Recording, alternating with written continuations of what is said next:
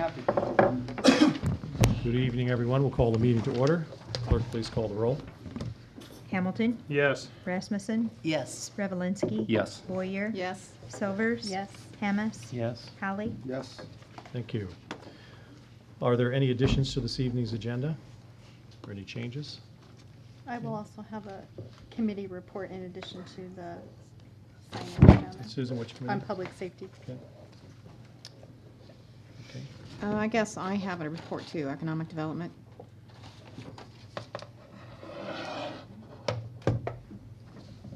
Okay. Well, it sort of goes with ways and means, but, That's fine. If we don't Yeah. cover it there, you're welcome to report. okay. All right. We'll move to our consent agenda. We have 3 items: approval of minutes from the August 13th meeting, approval of a liquor license for Vivo Restaurant, and approval of claims in the amount of $379,291.09. Any questions regarding the consent agenda? Not entertain a motion to approve. Move to approve. Moved by Second. Hamilton, second by Boyer. Please call the roll. Hamilton, Yes. Boyer. Yes. Hamas, Yes. Rasmussen, Yes. Holly, Yes. Silvers. Yes. Revelinsky. Yes. Okay, thank you. Next, we'll move on to our public appearances, and we know it's fall because we're getting ready for Oktoberfest, so we have our king and queen of Oktoberfest, Dave Neff and Karen Haring, here tonight. Thank you very much. On behalf of Karen, my co-chair for the last 6 years, Karen Haring and Dave Neff, mayor, council, administrators, chief. Without your help, we wouldn't get this done. I presented to you, I spoke with Chief Harvey this last week and received approval, and now we seek formal approval from the council on this. Have 3 or 4 different pieces here. The main change this year is that there's a home football game, Fairfield High School against Fort Madison, usually a pretty good turnout, so we decided instead of starting at the high school parking lot for the start of the parade, we would start at Howard Park. And so from there, you can see the route as listed, south on North Court Street to Hempstead. And this year, we're adding a new dimension. Andy Nelson is bringing in a number of Volkswagen, so we have Oktoberfest that will be part of this. We'll then go east on Hempstead to B, south on B to Broadway, west on Broadway to Court, and then the new twist will be going south on Court Street to Burlington, and then across the south side of the square to Main, and then north on Main back to Howard Park. And then you have a map on the 3rd page there. So that will be the route. As we queue for this, since we don't have nearly the space at Howard Park that we do at the high school, we also request we could utilize Hempstead for that queuing time of 5 o'clock to 5:30 until the parade begins at that point. Andy Nelson has worked with Ken Norton, who's been on our committee for all 6 years, and we have tried locally to bring more German motor cars to the parade, and with some success, but not nearly the numbers that we had hoped. And so Andy, who does car shows throughout the southeast Iowa area, has contacted a club in Cedar Rapids, and they're showing 25 or 30 or more cars that will be here. And so Andy has approached the county supervisors, since he'd like to overflow in their parking lot with the use of the east side of North Main Street, across from the Civic Center, and the north side of East Briggs on the south side of the courthouse will be his primary show area, with the overflow going into the courthouse. And then, as in previous years, we'll have carriage rides. Doug Smith from south of Fairfield for Birmingham. We would like to utilize the south side of the square, the parking lot there for that carriage ride. And then, as previously approved, beer garden would be located in the northwest or the southwest quadrant, so on the west side of the square. So those are our recommendations from our committee, and we would like to request and seek your approval of our presentation this evening, please. Thank you, Dave and Karen. Just to be clear, the staging area for the parade, you're asking to close Hempstead at that point, or are you just going to be using the? We would like, we're hoping there are some floats that are even being talked about, whether they show or not, we'll see. but we have horses again. We're hoping to have a similar setup with 4-H and with the carriages and with some of the swans from Libertyville with the world-class perch runs. And we'll need that space around Howard Park, and if there are others, then that Hempstead Okay. on the north side of the courthouse. So closing Hempstead between 5 and 5:30. 5 and 5:30 South Main and Court Street. Okay, and then the other requests are the south side of the park at Burlington for the carriage rides, the parade route that's also being approved, and I think that's everything. Great. Okay, council, what's your, If I may just say, make my yearly statement, I really think this is a great activity, and I support you in every way, except the beer garden on the square, which I feel is, which has been previously approved? That's Was- not what was you're approved, approving yeah. tonight. You're not approving that tonight. we're not. No, Don't we have to approve them every time? We did it Jones before. came before the council, my recollection, and Yeah. requested. Yeah, for use She for did this 2 year. of them, 2 per year. We already approved both of them? Yeah. Okay. Well, then I can vote yes, I think. Maybe not. I don't know. Okay. Any other, so is that a motion to approve, John? No, I'll let someone else. Thought I'd give it a I'll wild move to approve. shot there. Moved by Boyer. Second by Hammes. Any other discussion? All those in favor signify by saying aye. Aye. All those opposed? Motion passes unanimously. Thank you. Thank you very much. Okay, next we'll move to our resolutions and action items regarding some of our ordinances. And we have a continuing discussion on a tax abatement for property at 50 South 9th Street. And having not been able to attend the last meeting, is there someone who would like to speak to why this was tabled and if there's been a review of the property and what the recommendation will be? I'll be happy to speak to Sure, it. John. This issue of tax abatement was taken up in a broader sense by Ways and Means, along with the joint meeting with Economic Development.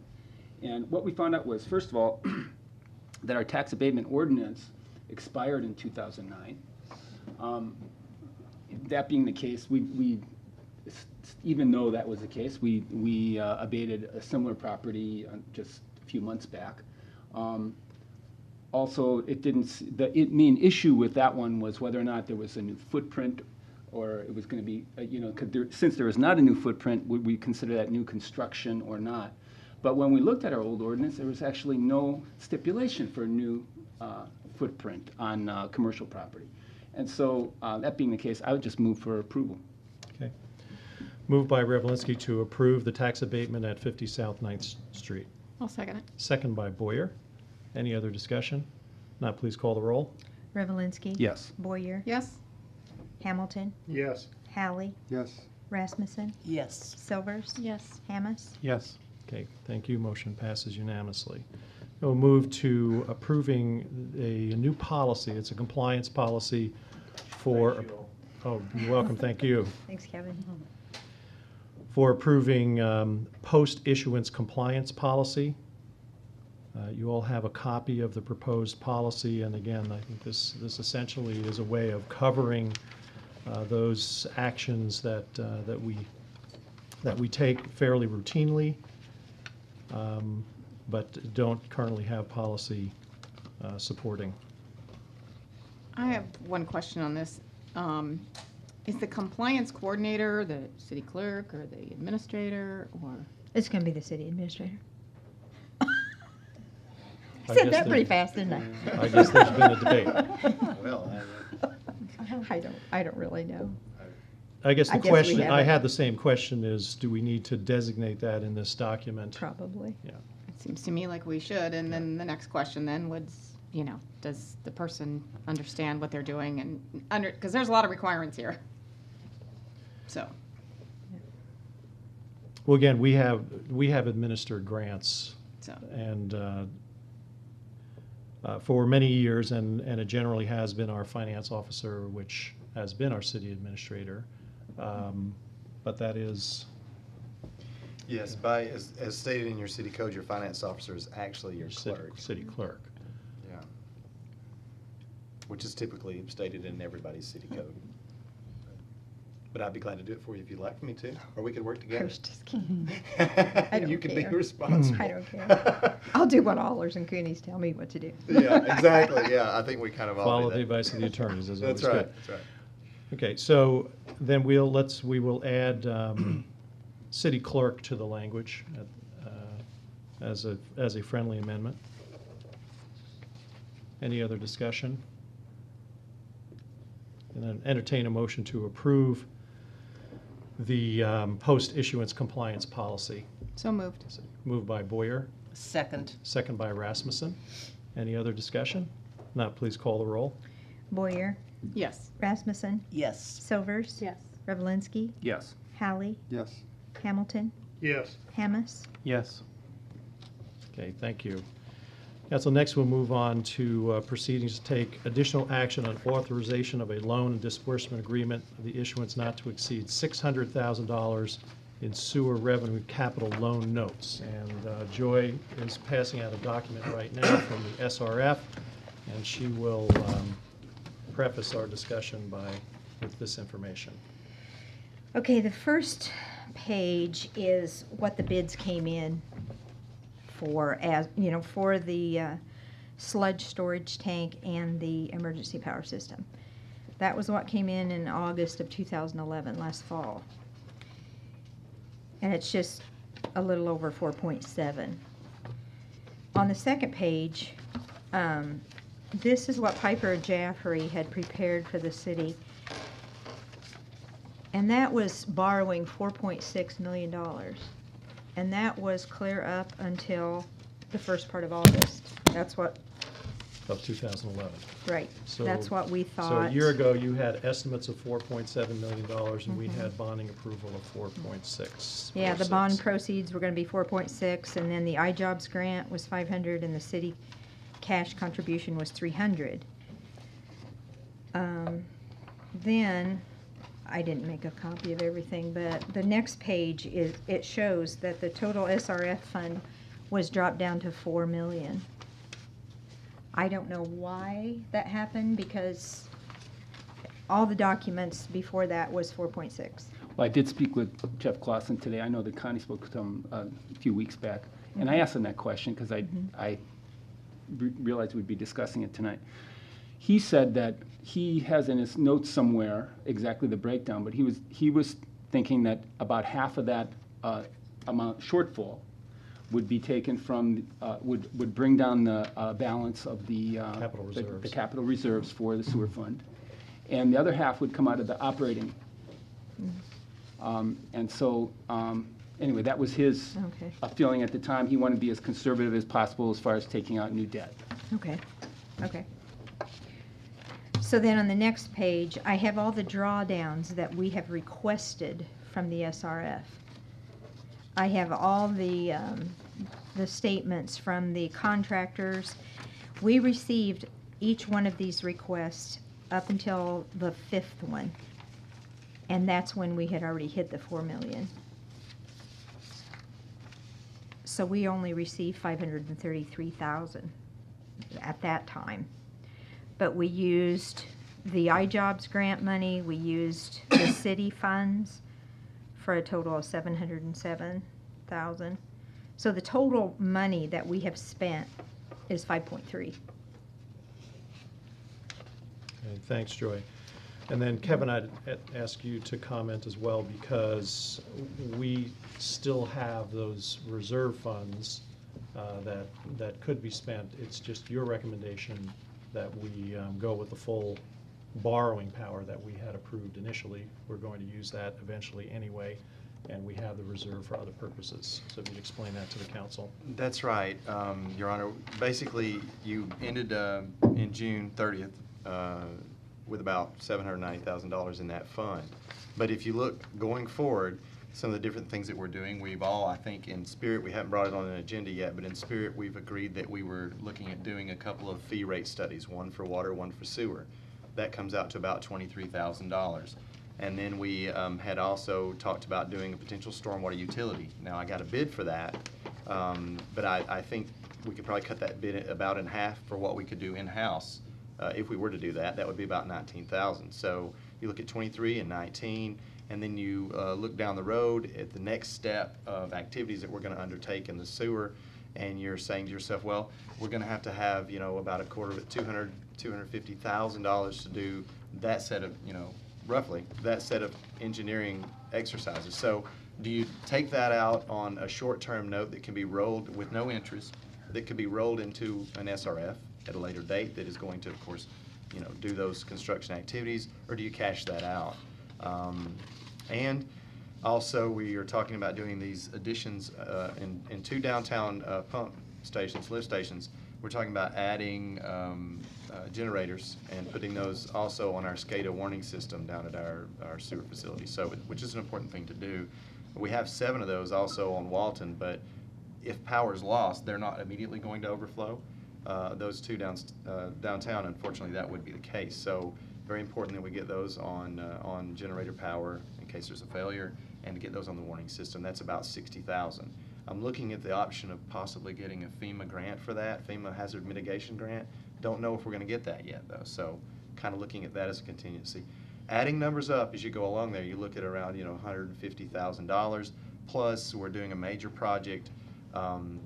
It's not a complete, you know, rebuild of our facilities project. Of course, we're getting into some of that, but what if, you know, when you finish the project, what if you have some contingency, something occurs, you're going to need to maybe tap into some funds that are in your wastewater fund to cash that out if something were to, you know, malfunction. And of course, when we do new things, obviously malfunctions can occur after. So just in the, you know, getting the contingencies covered and wanting to leave a healthy fund balance in there because of what we're looking at going forward. Those are some of the recommendations, reasons I would make that recommendation, almost a Peter Paul type situation.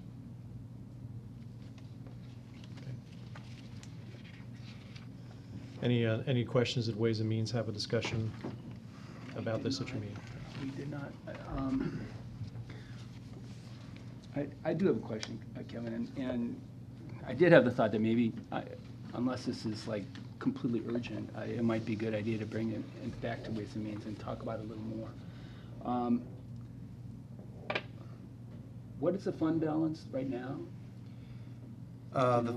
Well, the fund balance as of June 30th was around 790. I would assume it's, what is the exact? 797. 797 But today.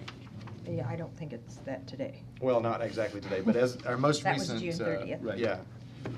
And that was It hasn't went down. That was a total fund balance, or that was the capital reserve fund balance? That's the total. That's- That's wastewater fund. Yeah, leftover after operations at the end of the year, which would be technically your Right. overall fund balance. Be a And little I higher agree we now. shouldn't take 600 out of that. That's true. But when I heard from Jeff that he was thinking, well, a good portion of it could be taken out of operations, I just thought it'd be interesting, or maybe wise, to at least examine that, to see how he thought that was possible, if it is possible. Because if we were to take only, say, 300 from that, I mean, that still leaves quite a big balance.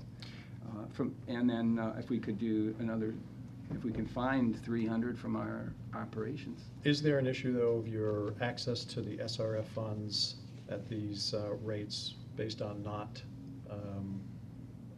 making this amendment at this point? No, I don't think there's a risk going forward, because what I'm hearing is that if we, in doing this amendment to our borrow, we're going to be able to get that at that new very low rate. So we are able to take advantage of the new lower rate. But also, the project has went fairly well. You've got about 3.4%, roughly, maybe a little higher than that. But in the 3%, it's mid-threes range on overage, change orders. They had about 116 when I got here. I think I've done about, I did one for 32 or 33, was related to electrical. Done a couple of other smaller ones. So relatively, you're doing well in what we're running over on a $5.4 million project. But, I mean, if you look at $250,000 worth of extra expenditures for some engineering efforts and some capital efforts, as in the generators, and then you're looking at another $250 for, you're looking at $350,000 to $400,000 maybe needing to be, if all goes well and nothing actually happens. And I mean, I would never want to. A lot of cities make exchanges at the end of the year from wastewater or water funds because they make money a little, and they'll make, a general fund exchange to stipend the general fund with revenues from their utilities, very common. A lot more if you have an electrical utility, but 300,000 to 500,000 on water and sewer. So you'd always really, even if cities who do that, they always leave, a $300,000 to $400,000 sitting in that account at all times. So you're getting, if you try to cash out 300 and then you do these other things that we're sort of have indicated, a few of us in discussions we would kind of want to do going forward to kind of keep the pace moving quickly, we're getting in the red zone on that. We're cutting into red meat on that, or we would be. And Joy, can you just clarify again on this, the last piece of white paper here in this group? Paid by iJobs and wastewater funds, do you know what's paid out of the fund, out of the wastewater fund? That was to the contractors. This- Both columns there were paid to contractors. What's out of engineering. wastewater, what's out of iJobs? Yeah. 500, I I'm think, sorry. was, 500 was iJobs. Yeah, $500,000. And the rest, 207, was paid by city. Okay, that's what I need to know. And, if you look at that page by Piper Jaffray, see, they're the financial people. And they looked at our fund balance when they did all this, and they were the ones that recommended the 4.6. That's why this Originally. paid, yeah. And, I don't know if Jeff thought we were gonna Well, it have looks extra like money. the 207 that we've paid by the wastewater fund is similar to what he told you in the sense that part of it from the wastewater fund. So we've done that. But I think if we According to would what have you just thought. stayed with the 4.6, we'd have been fine. I mean, because that's exactly what we're short. And then it's a question of how soon are you going to need to borrow money again anyway for the same purpose? Probably pretty soon. If Probably we're pretty looking at soon. over 30,000, or 30 million ongoing. So 600,000 is like a drop in And the then bucket. either you're borrowing it for this initial engineering work that Kevin's referring to, or you're keeping your fund balance healthy enough to pay for that engineering work before you get into your borrowing again. It makes sense to me to go ahead and renew this $600,000 as was our original That's fine. recommendation and intention. I think Kevin makes a good point too, when you mentioned how quickly are you gonna need, if you get into an emergency situation where something really breaks down and you're gonna have to spend several $100,000, it's not an easy process to go through all of this again. So if you don't have the reserves and the fund balances, then, you could potentially be stuck in a really hard place. So I think that's a good point that we should consider as well. Yeah, you're going to be pretty actionable if you have that just sitting there in cash reserve, as opposed to, like Right. you say, process. Okay. And I entertain a motion to approve the authorization of a loan and disbursement agreement not to exceed $600,000 from the SRF fund. So moved. Moved by Hallie, Second. second by Silvers. Any other discussion? Now, please call the roll. Hallie? Yes. Silvers? Yes. Revelinsky? Yes. Hamilton? Yes. Hammes? Yes. Rasmussen? Yes. Boyer? Yes. Okay, thank you. And then this next action is just in following that, and that would be to authorize a form of loan and disbursement agreement between the City of Fairfield and the Iowa Finance Authority authorizing and providing for the issuance and securing of $600,000 in sewer revenue capital notes. Move to approve. Okay, moved by Hallie, second by Hamilton. Any other discussion? Please call the roll. Hallie? Yes. Hamilton? Yes. Silvers? Yes. Rasmussen? Yes. Hammes? Yes. Revelinsky? Yes. Boyer? Yes. Thank you. This council will move on to the mayor's report. I'd included in your materials some information that I had received from RDG and Associates. This is a design firm out of Des Moines that had done the design work for our downtown streetscape.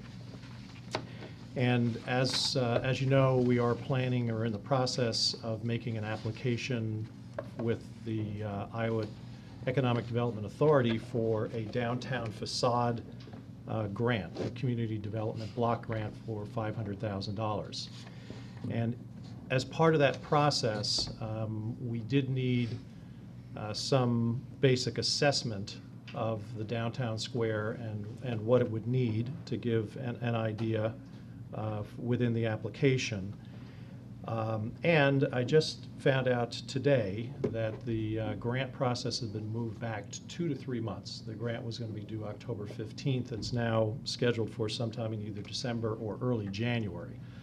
So there's no hurry on this. The information that I provided was kind of a ballpark for what the undertaking may cost to do this architectural review of 63 buildings in the downtown.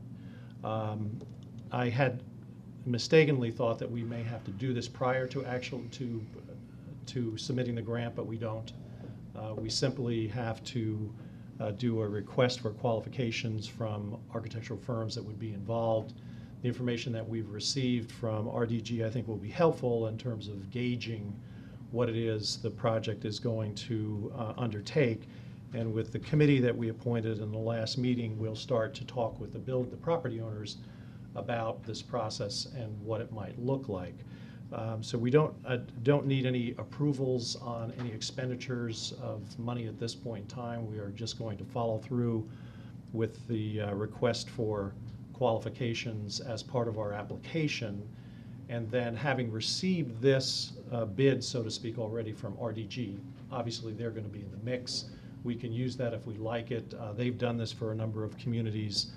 They work very well with us in our downtown streetscape, so I think we'll just kind of put this in our records at this point in time. But I wanted to make you aware of the stages that we're going to go through with this grant and what some of the costs could be. Now, in some of our discussions, we talked about, for instance, if you are going to be evaluating 63 buildings on the square, and if all 63 were going to participate in some way, that spreads out the cost to about $375 per building for the engineering and the architectural work that's going to be recommended. Some of that can be covered from the grant or be passed on to the property owners as a fee for entrance to the grant as well. But we'll just deal with that as we go down the road, because one of the other stipulations of the grant is that it has the most visual impact. So there will be decisions made about where some of those dollars would be spent should we receive the grant. So I just thought I'd update you on that. Now, we did have 3.5 inches of rain on Saturday, and grass is growing again. But over the last 2 months, the only other thing seeming to grow in the community are weeds. And we generally do our weed proclamation for whacking those nasty weeds in our community in August. Because of the late growing season and the rain that we're getting kind of late, we're going to set that for September 1st through 8th. So if you would join me in proclaiming that week, Whack Your Weeds Week, and encourage everyone to get them down.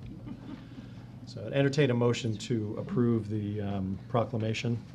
I'll move that. Moved by Boyer. Second. Second by Hamilton. All those in favor signify by saying aye. Aye. All those opposed, the same sign. Thank you. And finally, I just wanted to mention you all received an email inviting you to our site visit for the Blue Zone team, the evaluation team that will be here on September 6th. They'll be here from 1 to 4 p.m.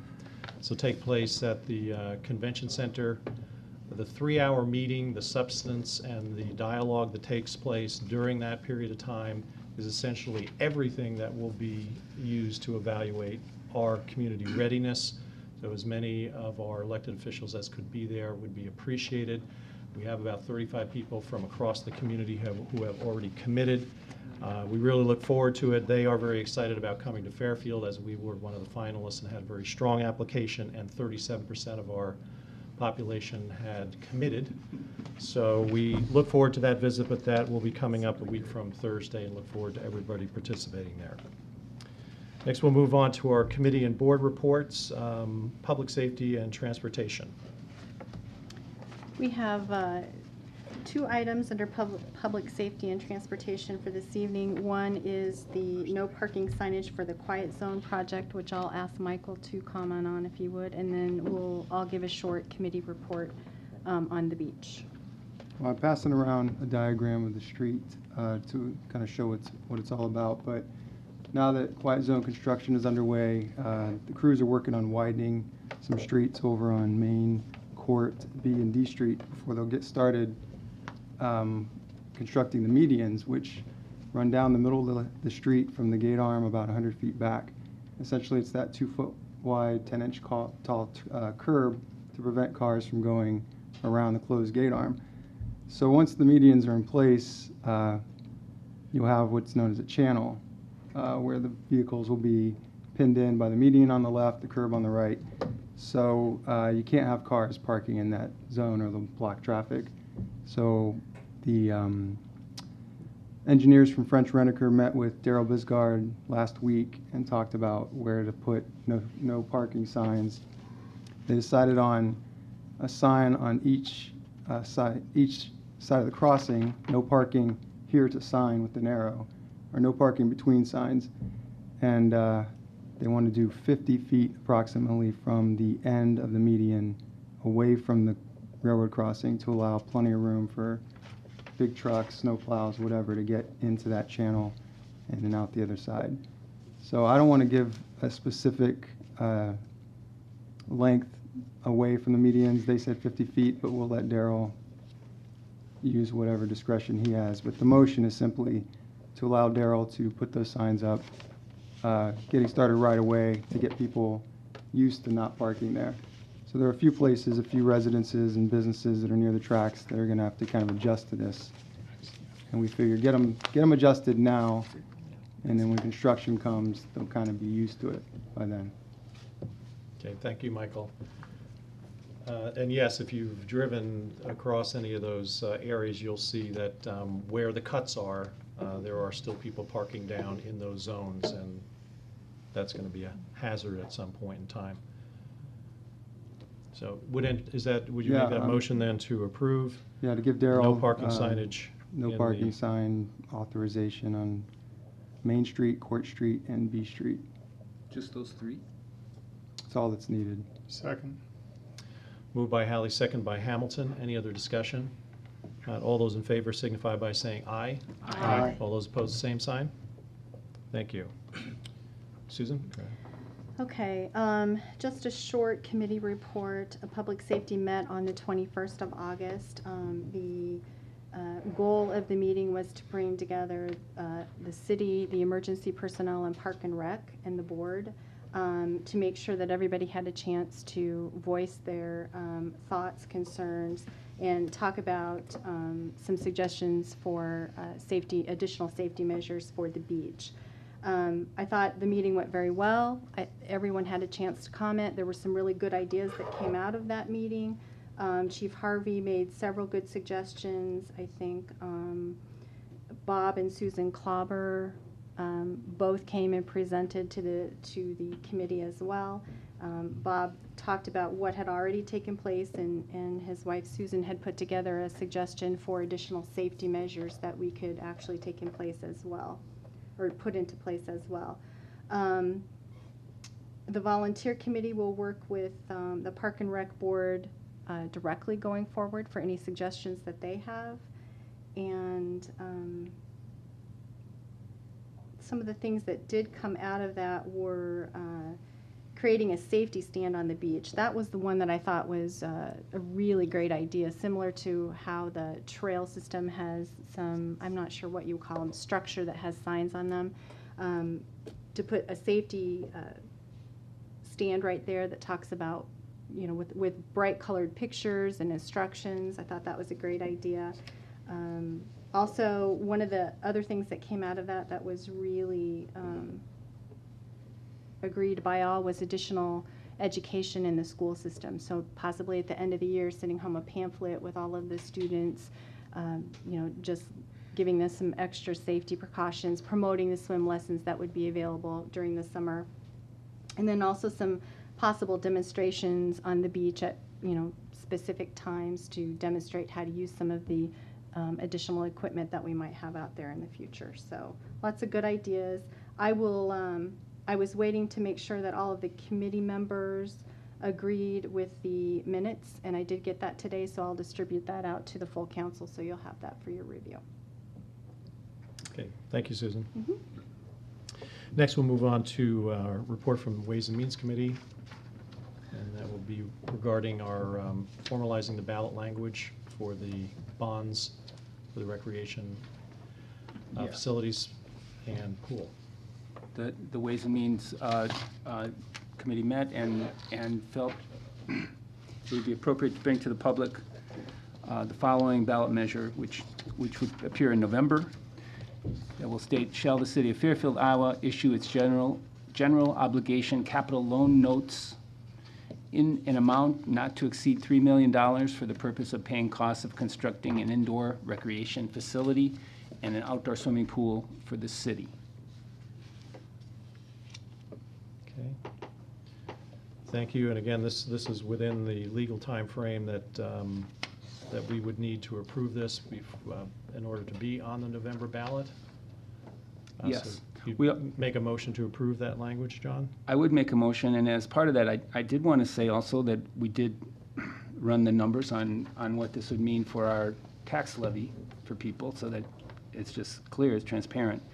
It raises it about 75 cents a thousand, which would mean about 75, for a $100,000 home, before the rollback, there would be about $75 a year increase in taxes due to help pay for this amenity. But we want the public to be aware of what, going in with our eyes open, and I'm very And good with the to- rollback at 48%. With the that's- rollback at 48% Period. for the first, how much is it? It's not for the whole thing. No, it is. It is on the entire valuation. Mine wasn't. Well, in any event, so that would be about half of that then. Okay. Yeah. All right, So- moved by Revelinsky to approve the bond language for the November ballot. Second. Second by Hamas. Any other discussion? I would like to also make a point that it might be important because of the point we're making, throwing the numbers out there like that.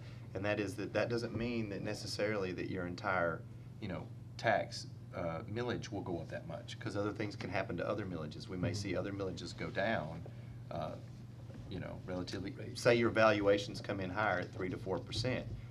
Therefore, your overall millage actually will not go up by that much. It would be less than that. Or our insurance, maybe a miracle would actually happen and our insurance costs would go down a little bit, one would hope.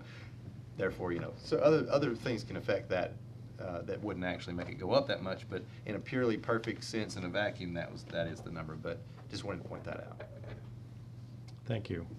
Any other discussion? Connie, I know you had called for some of these studies on the impact.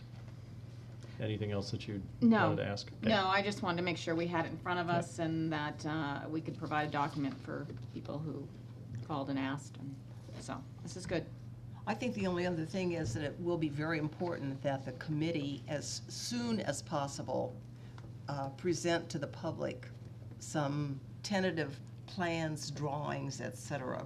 I mean, I think that will be essential in terms of approval on the ballot. I think it will be very important that we, sort Right. of get information out. And I'm sure that, I know they've all been working on it and we've talked about it before, but I think that as soon as possible, at least to give them, even if some plans change, I think people will be very anxious to know what's happening and give them some ideas. Good point, Martha. And I think we have many of the committee members here tonight, and I think they all recognize that That need for that passing this expediency, will right. will begin the race, the public relations race tonight. So I'm sure their committee will work quickly to finalize the best plans that they have before them now and start that process. Okay, we have a motion and a second. Any other discussion? Not, please call the roll. Revelinsky. Yes. Hamas. Yes. Rasmussen. Yes. Boyer. Yes. Hallie. Yes. Silvers. Yes. Hamilton. Yes. Thank you, and good luck to our committee going forward. You have all of our support and anything that you need us to do. I was asked to show up and give a report, so if I'm doing that, I'm happy to. If you don't need me to, I'm happy to. I think since Martha kind of put you on the spot there a little bit, let's bring you up. We had suggested it last time as well. Sorry, Yeah, Tom. No, Tom, But it's okay. that's fine. We He's won't be ready. taking any action on it, but I think it's No, completely no, I'm- appropriate to have you update us. Yeah. Great. We're happy to, because I don't think we've really given you any official update since last May, when some other things got passed that I heard about today. So I've now been to 2 council meetings. But again, as you just approved, I mean, the committee is working pretty diligently towards this whole program. When you think about what we started with originally, was to build a rec center over at O.B. Nelson. We excluded, any other thoughts. One of the things that has definitely come up, and we've done a survey in the city, overwhelming support, build the pool where the pool's at now, roughly, and do a rec center over by the Roosevelt Center. So we've been investigating that. That's certainly made some changes.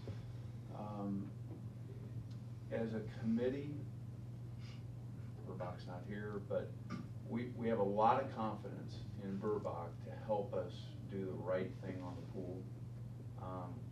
We have 3 drawings, by the way, Martha, that I'm happy to share. They cover a really wide gamut, and we need to work with them to pull those numbers down a little bit. But we're confident with them, and now that we're separating the construction from 2 site, or from 1 to 2, the committee has really felt like we should reach out to other architects and get their ideas on how to do a gymnasium and do it well.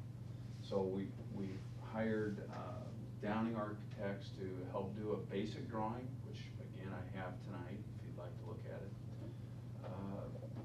That all it did was outline the same things that the first task force said.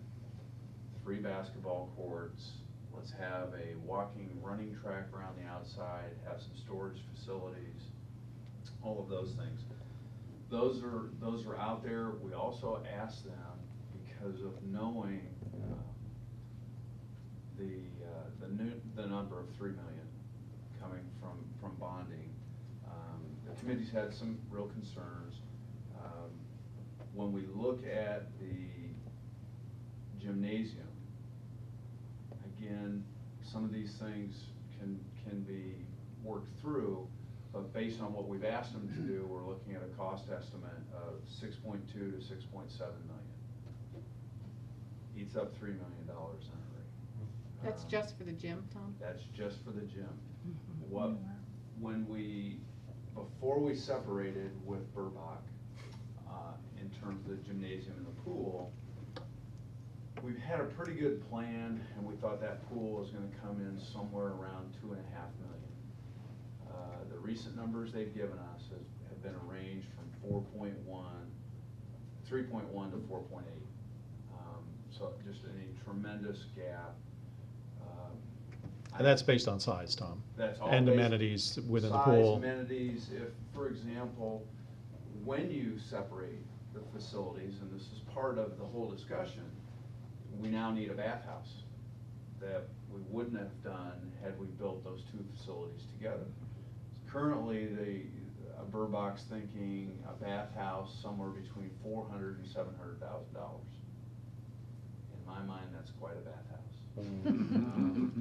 So I think there's plenty of opportunity for the committee to continue to do the job. I mean, great committee members to narrow it down, but you start adding all the stuff up. The big thing is we have a tremendous amount of fundraising that we have to do on a countywide basis. It cannot just be the city. It needs to be all government, all organizations. You add this up. It's easy math. 9.3 million to 11.5, depending upon what we decide. Our goals in the next 45 days are to do just what you said, Martha, so thank you for prompting me to read exactly what's on here. but is to share these drawings with the community and get their reaction. I'm confident that much of this can be done on a scalable fashion. We don't have to open with every amenity. We're going to have some of those discussions of what's critical. You know, obviously we need to have bathrooms and showers and things like that, but we have to just pull together a plan that says we can get from here to there in this kind of time frame. It is going to require a significant amount of public support, and at all levels. So expect a phone call. Questions from you guys, or, I mean, obviously I have, most of the committee is here. We're happy to respond to any questions. That's anything. Again, I would just say, Tom, that I know that the initial hope was that the project would come in somewhere between the two would be somewhere around 10 million, and hope that we could do better than that. And when we were just working with Burbach alone, their initial recommendations were coming in at 12 million to 14 million. So I think you've done a good work at getting the economies of separating the facilities down, and there's more work to be done.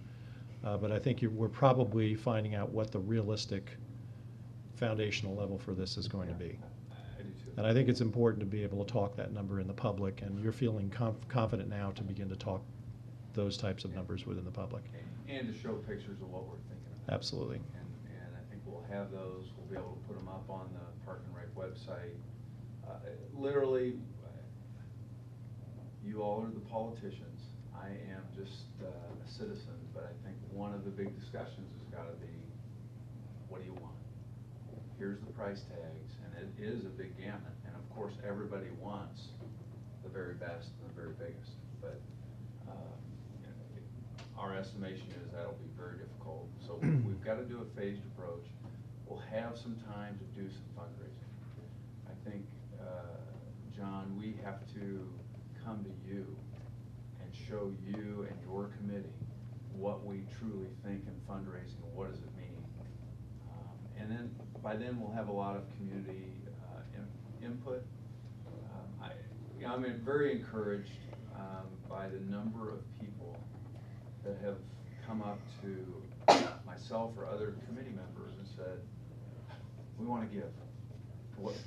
How do I write the check? How do I do this? And we're saying, it's too soon. That is too soon. Love it. Also, with some of my friends have said, your number's too small. You know, I'm gonna look at Martha, and I'm gonna have a number for Martha.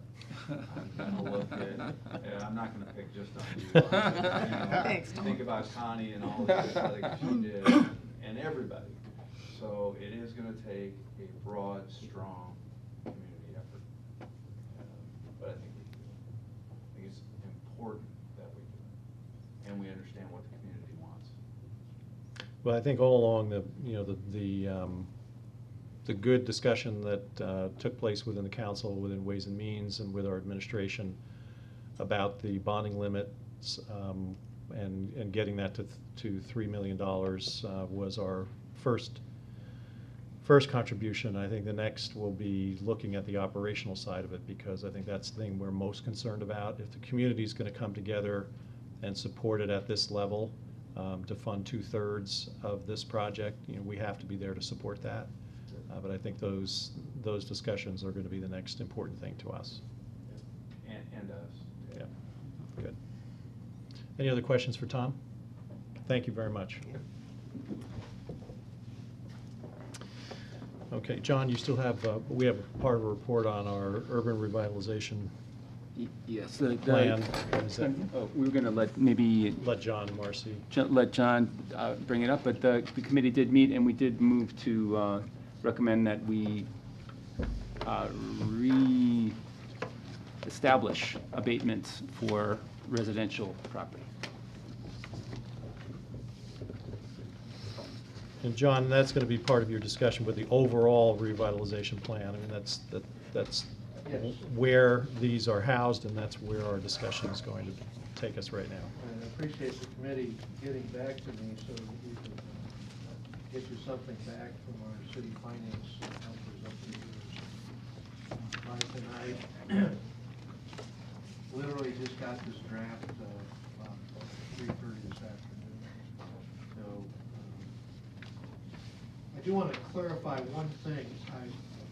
John, in his comments on the revitalization plan, indicated that our ordinance expired. It actually did not expire. Oh. Our ordinance doesn't have a sunset in it. It hasn't been repealed. What has a need to be updated is a revitalization plan that's referenced in the ordinance. And that's what hasn't been updated since December 31st, 2009.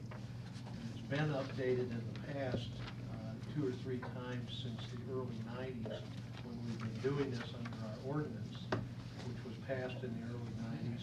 The ordinance has never been repealed, but if you see on the front of your plan that we handed out, it indicates that the plan is actually amended and restated.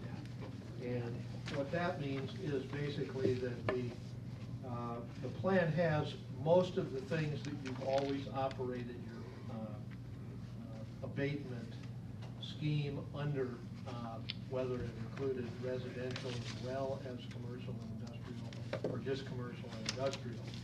And what we've done is we've added a few, in some cases it's just a word or two that's different in the state code now.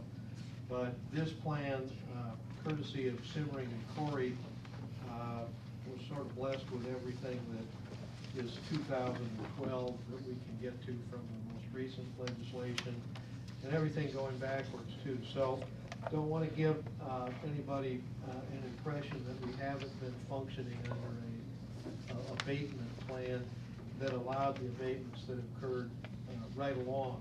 But the ordinance that we do after we get to that point where we've adopted the new revitalization plan, will make reference to the new plan, but it will also reaffirm everything that we've done all the way back to the beginning of the ordinance 20-some years ago. So restated and amended, this plan as you have it now is what we want to have the council consider and adopt on September 10th at your meeting. But this will be the only opportunity we have to talk to you about it as far as anything you may see in there you have question about and so forth. The Economic Development Committee recommended 100% for 3 years on industrial and commercial, which is what we have been doing. The $75,000 minimum with a minimum of $5,000 and a sunset, I need to talk to you about a little bit. First of all, our city finance advisors in Des Moines are telling us that we're going to have to go with 10% of value, the way the statute is worded now, instead of the $5,000 minimum. Fine. So that's the way it's in the plan stated. Secondly, the sunset of 5 years, their recommendation was that we consider putting this out there at least 10 years.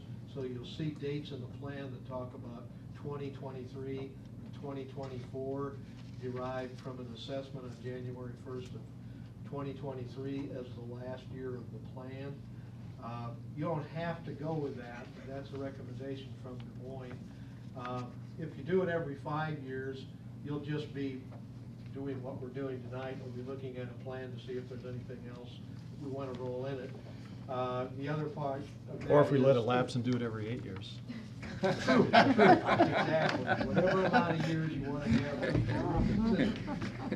If you decide that residential isn't working, you can take residential out of the plan anytime you want to simply by council action to amend the plan.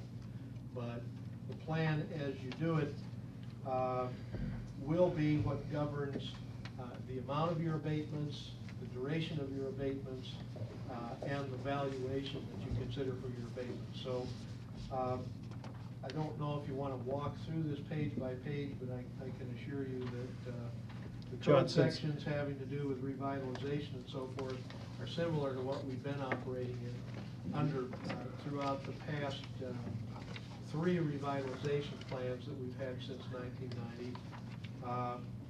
The area map is a little bit different on this. Since the last time that we did a revitalization plan map, it's come to our attention that we need to say something about our TIF districts. This town has successfully used TIF 9 or 10 times. The map that is Exhibit A at the back of this has language at the bottom that says that the city's urban renewal areas are indicated by number, and then it says for more detailed information, contact the city. Owners located in those urban renewal areas that were individually created for each TIF must seek authority for tax exemption from the city council by special resolution. So there's a part of the plan that says basically you're not eligible for abatement if you're having the benefit of a TIF currently. But what has gone on is most of our TIFs are now paid down and paid off, but not all of them. And at section I, which is tax abatement and tax increment finance, bottom of page 5, top of page 6, it talks about that if you are a recipient of tax increment finance benefit, you're not going to be eligible for a tax abatement under this plan unless you convince the city council that they should make a special exception by resolution showing that there's some other reason why you should benefit from abatement. Now, there's some other things in the economic development provisions in the state code that get you there if your reasons are good enough. For instance, job retention is a pretty good example of something that would be a reason why the council might make an exception.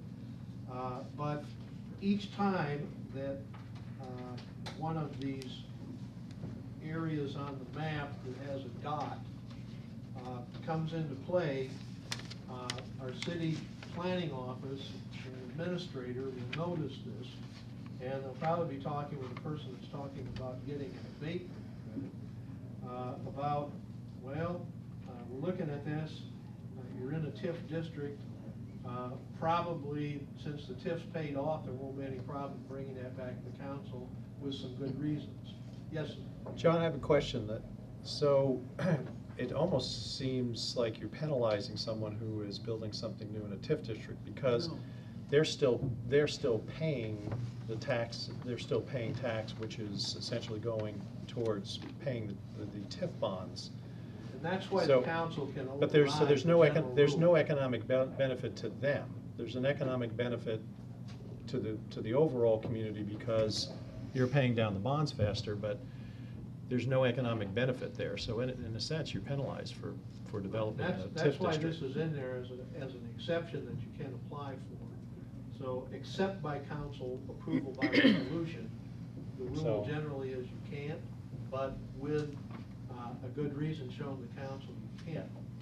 Typically, Your Honor, the big no-no is for someone who's getting the TIF, for whom a developer you sign a TIF deal with can't as well get unless it's a TIF rebatement. Right. He wouldn't get an abatement. I think it's been done once I know of in the state, and the state did not like it, of course, because it was a direct violation. Yeah, I was just thinking in terms of residential. If somebody, since we're going to residential, if you were building a home in a residential area that's been TIF'd for the infrastructure, you're still paying those taxes. You're not, they have been abated in some way. I understand what you're saying. For a commercial TIF project, you've been given some benefit through the TIF. Anyway, it could come up. I can see where it could. But we could easily Yeah. approve it if someone's Yeah. building next to Carrington Point or something, and then they're using that infrastructure, you know. They could come to the council. Exactly. Right. If it was reasonable, we would consider it. So. Good. Or you could get something in the other direction. Commercial, American wants to double the size of its building, go west. If they come to you and show that they've got a new plan and they like abatement versus TIF that we've already done, might be enough jobs and enough other economic development reasons why we want to consider that. So there's a number of ways it can work, but it all's going to fold back in under the economic development provisions in the state code as far as whether the reasons fit. Yeah. And there's more than one reason that you could call an economic development or improvement that fit under that statute. John, Take it on case by case. I'd recommend then that the council take these documents and review them before the September 10th meeting. That will be enough time to amend anything if, before resolution. And Yes, I have a question. In the residential, you have, the exemption is for a period of 5 years. Now, I don't know if my email to you said 5 years and I made a typo, but the committee's Economic Development and Ways and Means specifically talked about a 3-year period, not a 5-year. That wasn't my recollection. On this page, It was my motion. I thought I made it for 5 years. yeah. I didn't? It's 3? My email said 5. Yeah? And Okay, let me see what I wrote down here on my notes. Some No, of us I were, wrote think, down 3-year up to 75,000. Some of us were arguing for 5, I think. But we ended up with, I think the consensus was 3. Right, page 6. They recommended 5? So that's why it's different. No. Page 6 follows 5 years, and you're saying it should be 3 years? That was my understanding. That's what I have on my notes. And that's why I was wondering, what did I email to you? And that's why I'm saying 5, because I'm sure that. But I think we would want to match it with, well, commercial industrial's 3 years. I don't know, what's the rest of the committee think? Again, I thought it was 3 years. All of our discussion at the meeting was 3 years. Our last program was a 3-year program. Okay, yeah, so if you wouldn't mind changing that. And I apologize if I confused No, it. no, that's why we're talking, and we can certainly set this up so that it's 3 years. The revitalization plan itself will still be out there unless there's some objection for 10 years, even though the stated exemption periods are 3 years and so forth. This will still go on for 10 unless you have some objection to that. It will, again, also be subject, though, if you decide you need to amend something, pick it up and then won't be able to change anything at the time under its operation prior to your amendment. There's a time frame on the back of this behind the map. Another exhibit that has to do with total valuations. You'll have the assistance of the county assessor and county auditor as to assess valuation of land, commercial buildings, and residential buildings cumulatively for all the property within the city limits of Fairfield that is owned and or occupied. And the rest of this, on the timetable that is fairly important, is that we're going to be taxing our city staff and also those 2 offices at the courthouse somewhat for the time that after you adopt the plan up through September 22nd. By that time, we have to have published notice in the newspaper, and we have to have mailed notice to occupants and owners, which total more than 4,000. The water department's going to help us by allowing us to insert a third of a page slip in the bills that fit the billing cycle. The problem, as I understand it, is our billing cycle is staggered, so we're not necessarily going to get all of those notices stuffed into envelopes with water bills. Some of them, we have to give everybody a 30-day notice to have a public hearing on this October 22nd. October 22nd to make this work as far as getting our ordinance adopted after we adopt a plan and get this all passed in calendar year 2012, only leaves us a 1 meeting reserve. And so what it looks like is it's possible that we're going to have to do some mailed notice at an expense to the city beyond the stuffing in the water bills. And that will either be bills that can't give a full 30 days notice after we adopt the plan, or it will also be those owners that are not water users and hence don't get a water bill from us. The county auditor and the county assessor both had suggestions on the way we could handle mailing, other than doing the hand mailing ourselves out of City Hall, through either a company in Mount Pleasant or a company in Cedar Rapids that has helped the county with up to 17,000 mailings at a time. But I don't know how much of a problem that's going to be yet.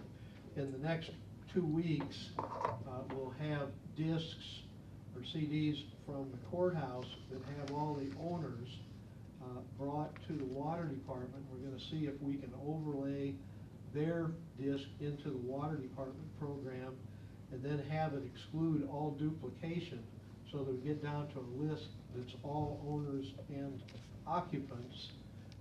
And then we'll have to figure out who it is that we don't send to from that list that we have to mail to. So mechanically, there's a way to come up with a computer formula that will make that happen, but we're going to have some fast running and wheels turning for the next 2 weeks to get this in shape so that when you consider and hopefully approve this revitalization plan, that we can go right to work and get notice out in the next week after that. So I'll just tell you that they're going to be over our shoulder from Des Moines on this, but they don't want us to stub our toe anymore and make us have to redo notice. So that's the rest of us. Okay, thank you, John.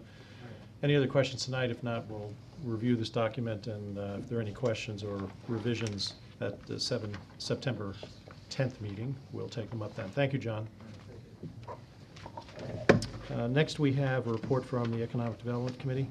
And, Connie? you know, we've just covered it, Just so covered that? we're good. Okay, great. Move to our report by City Administrator. Kevin, anything? No. Would any department head have anything that they would wish to report? We're going to talk about the no parking here in the corner. Yeah, it's on the That's, agenda. yeah, We skipped, yeah. that's coming up next. Daryl, thanks. Oh, I'm sorry. It was City Attorney report, my bad. All right, so we have, our final business then is the consideration of no parking on Wilson Boulevard. It sounds from the note here that that has been reviewed and recommended by Daryl to approve. What is the issue on it for that first 40 feet? Daryl, you want to address it? It was brought to our attention by Martha. When you go on Wilson Boulevard. It's very dangerous. That's why it's me. I mean, if It you're was going, good, going east on Wilson Boulevard to D Street, and you come up to the corner, the parking there, people are parking so close to the stop sign that we have trouble with our snow plows and stuff. If we go there, we have to turn around. Or somebody even wants to come off of D Street going west. There's not enough room by the time this person's out in the street getting ready to park cars for somebody to turn going west on Wilson Boulevard. So I was recommending having a no parking here to corner back about 2 car lengths or so. And then that way. Is it residents that are Yes. parking there? We have a number of residents who park. Do they have off-street parking available to them? No. Where would they park then? They would have to park 40 Further away foot from the farther stop away than where There they is are. a garage that belongs to the house on D Street, but they don't ever use it. I mean, there is a garage that, when Mr. Lyons lived in the house, he always kept his car in that garage. And the problem is that there are a number of residents living there. And so as a result, there's usually anywhere from 2 to 4 cars, and they're right up against that stop sign almost. And when, you know, people are going on Wilson, as Daryl says, and then someone is turning off of D, and there's a car there, sooner or later, there's going to be there's destined to be an accident on that corner. Okay, this is a question for Julie. Is there a designated procedure or ordinance that says you have to park so many feet away from a stop sign or an intersection? It's 25 feet. 25 feet. So if you are just going to modify this by 15 feet or so, wouldn't that still get you your 40 feet from the stop sign? And then ticket, enforce that 25 foot from the stop sign? That's possible. I'm just thinking with our snowplows and stuff, if you don't get 2 car lengths. Well, you're still going to put the sign in the same place. It's just that since we already have something in place that allows an officer to ticket someone that's parked next to a stop sign, and you're talking about 2 spaces, which would be, you know, you're referring to it as 40 feet. If it's already 25 feet that someone is restricted from parking next to a stop sign, that's another 15 feet. So you're going to, you know. Daryl, it is 15 feet. You're right. It's 15 feet, not 25, sorry. Oh, 15 feet feet, from the stop yeah. sign. So there you're talking 25. So you're still going to put the sign in the same spot. It's just that if they've been parking within 15 feet of that stop sign, which is approximately 1 car, they should have been They've been ticketed parking all closer. along. They've been parking closer. They Okay. park very close. Then, you know, And that's, Yeah, I agree. I don't like to keep putting signs after signs after signs, but this has been one of those things, and, you know, we've just dealt with it. We have to hold people up when we're turning around with our snowplows and things, because you have to let the car go, and if, depending on which way we back down the street, and they wanna go that way, then we have to wait or go the other way or something. Have we talked to those residents along that street? So, I mean, can we go and talk to them and just, and get a verbal commitment from them, and maybe that will fix the problem? I mean, I'm okay either way, I'm just, no, I just had those questions because I know I see a lot of instances around town where people are parking right at stop signs on corners, and it appears to me that that's something that we have covered already under an ordinance, and we are able to issue citations for that instance. This case being that there's several people that live in the single residence on the corner, and then they don't use a 1-stall garage that they have, and they have to park over on Wilson because there isn't any parking on, well, I take that back, there is parking on D, but they don't do it. They Is it don't on use both sides? I was just gonna ask that question. Is the parking on D both sides, so they're not restricted there, or they are? No, there's parking on the west side One side. of D. If you're southbound, you can park to your right on D Street. If you're northbound, you cannot park on your right on D. So, you know, they aren't obviously coming around the corner to park over there. They're parking in front of the house. The house faces Wilson, I believe. So, you know, Well, I boil this down to you're recommending that we put up a sign restricting 1 parking space because the 15 feet is illegal now. So if you move it back another, whether it's 10 or 15 feet, then that would be your remedy. But you would really just be eliminating 1 parking space. So that doesn't seem. right, one legal space. 1 legal space, exactly, yeah. Somebody else can figure My out only what to do. question I have is, So it's either that. I don't or- have a problem with putting up a sign that says no parking from here to corner, That's okay? it. But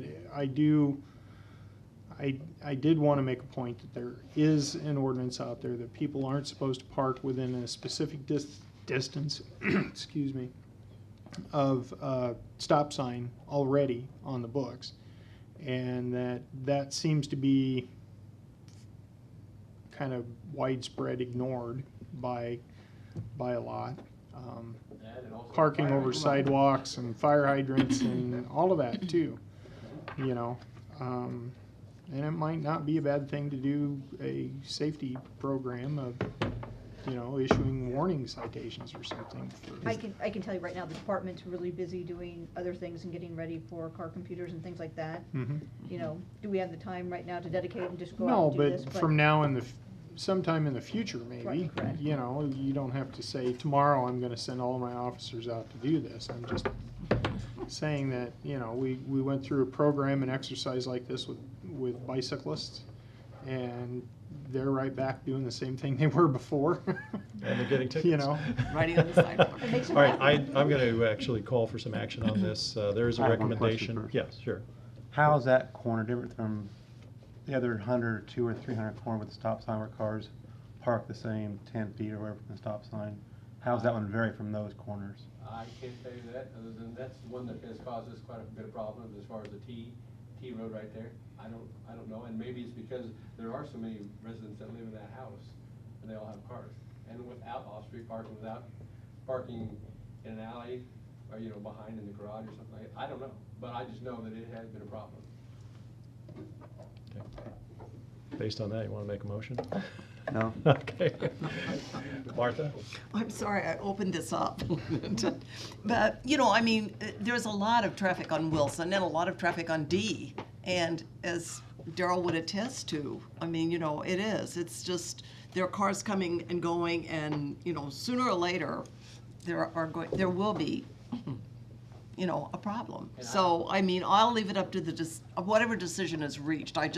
When I called it to the attention, it's a bad corner. It's a very bad corner. And there is one car that parks very close to the stop sign, consistently. I hope they don't start parking on D Street.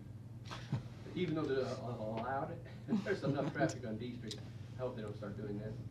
But Well, I would move that we place a no parking from here to corner sign 40 feet away from the existing stop sign back to the west on Wilson. Moved by Hamilton, Second. second by Boyer. Any other discussion? Please call the roll. Hamilton, Yes. Boyer, Yes. Hamas, No? Rasmussen, Yes. Hallie, Yes. Silvers. Yes. Okay, motion passes 5-1. If there isn't any other business before the council, I'll entertain a motion to adjourn. Move to adjourn. Moved by Hamilton, Second. second by Silvers. All those in favor signify by saying aye. Aye. All those opposed, the same sign.